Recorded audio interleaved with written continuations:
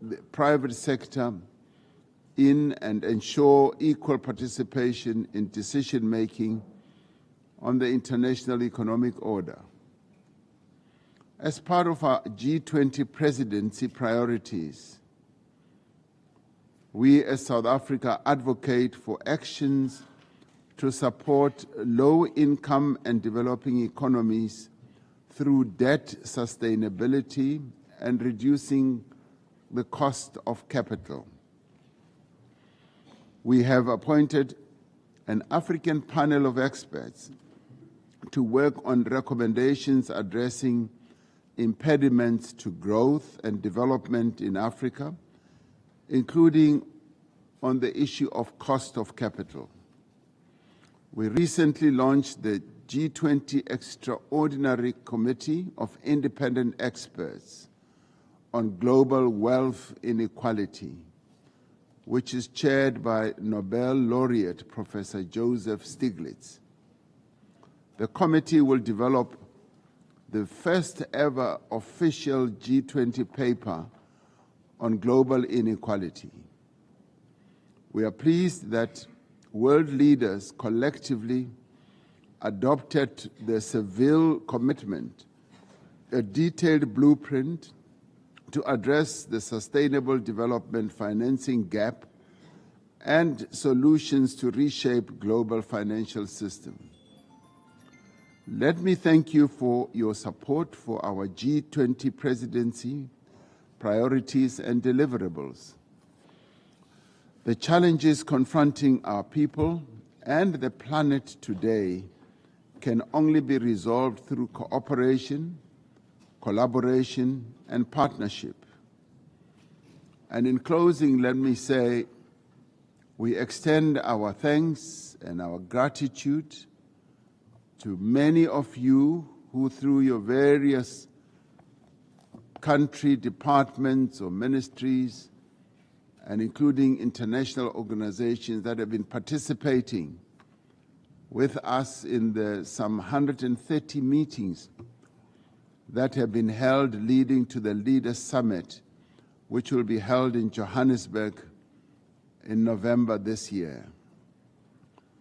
The meetings have been held throughout the length and the breadth of the country, and the reports I've been receiving is that those meetings have been impactful. A number of agreements and consensus have been reached, and which bodes well for the holding of the Leaders Summit in November. So all in all, South Africa's G20 presidency has been going on more than we had ever expected. And even those countries that were doubtful about their full participation have come round to realize that the issues that we have put on the agenda of the world to be addressed are impactful, they are meaningful, and they are going to be to the benefit of all the people in the world and not just some people or some countries. So we are humbled by your participation, which has been ongoing. There are only 30 meetings that are left to be held in South Africa and elsewhere before we hold the Leaders Summit. Lastly, I'd like to thank the United Nations for the support, and indeed other international organizations for the support that has been lended to South Africa. But I especially want to thank the Secretary General for his continued support and advice. And I said to him earlier in a tete-a-tete that we would not have been able to carry the load of chairing the G20 process without the support from the United Nations. So I look forward to receiving you all and your esteemed delegations at the G20 Leaders Summit in Johannesburg in November. Yes, I do invite you to come to the most beautiful country in the world, South Africa. Thank you very much.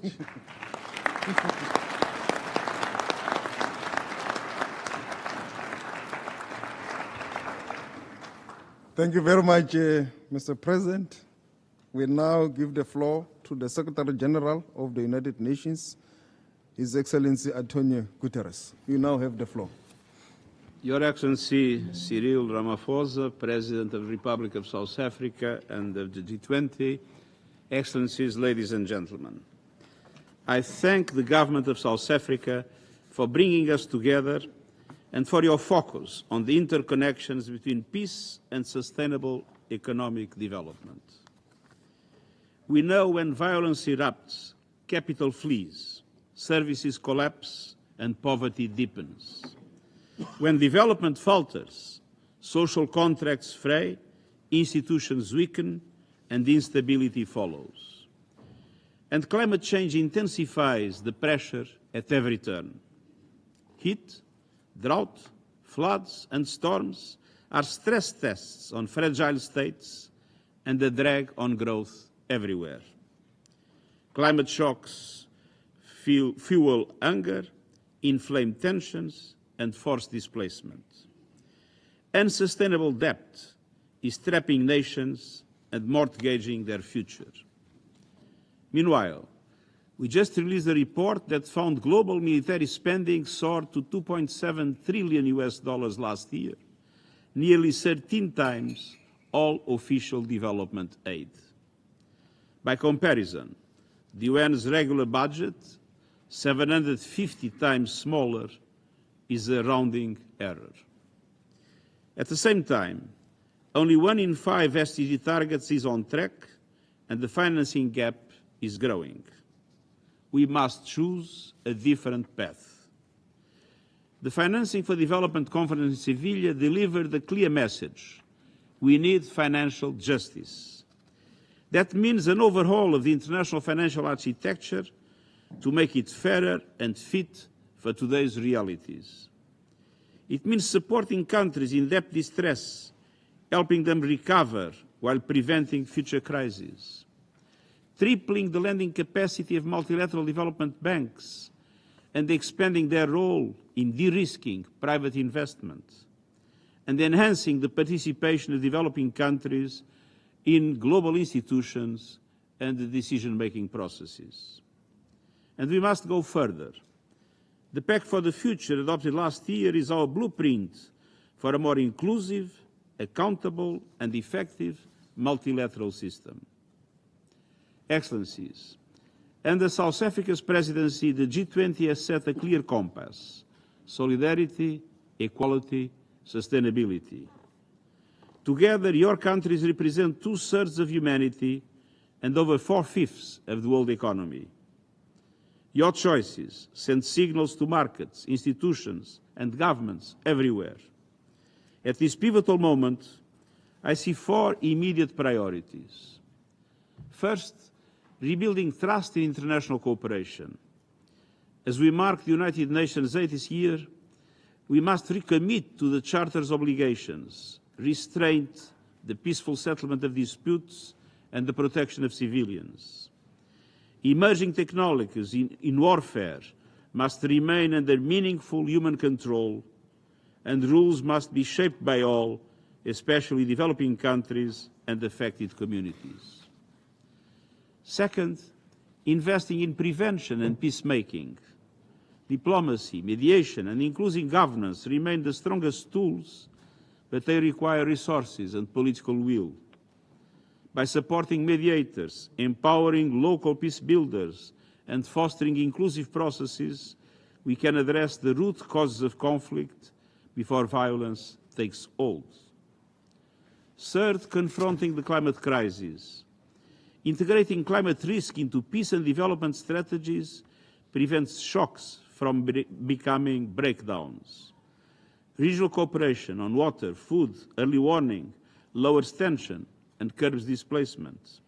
Climate adaptation creates jobs and brings stability, protecting populations.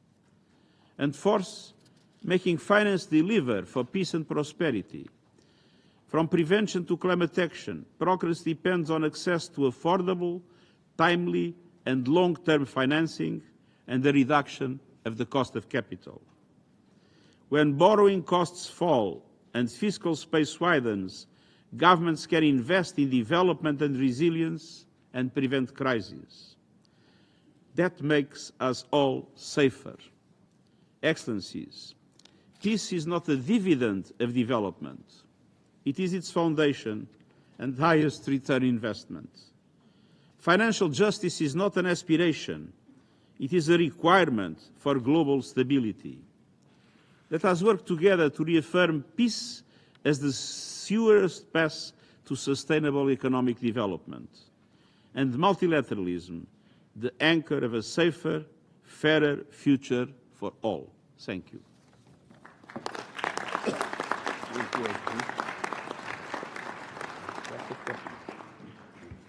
Thank you very much, Secretary General. The President of the General Assembly is not going to make this session. She sends her regards to the SG and also to the President. It will now conclude this session, the opening segment of our meeting. I would like to ask you to remain in your seats as President Ramaphosa, the Secretary General of the UN, leave the meeting. Thank you very much, Your Excellencies.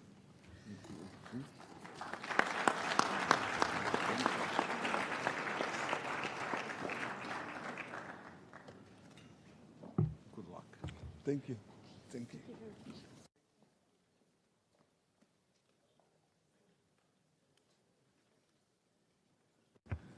Thank you very much. As the Excellencies are leaving the room, we move there.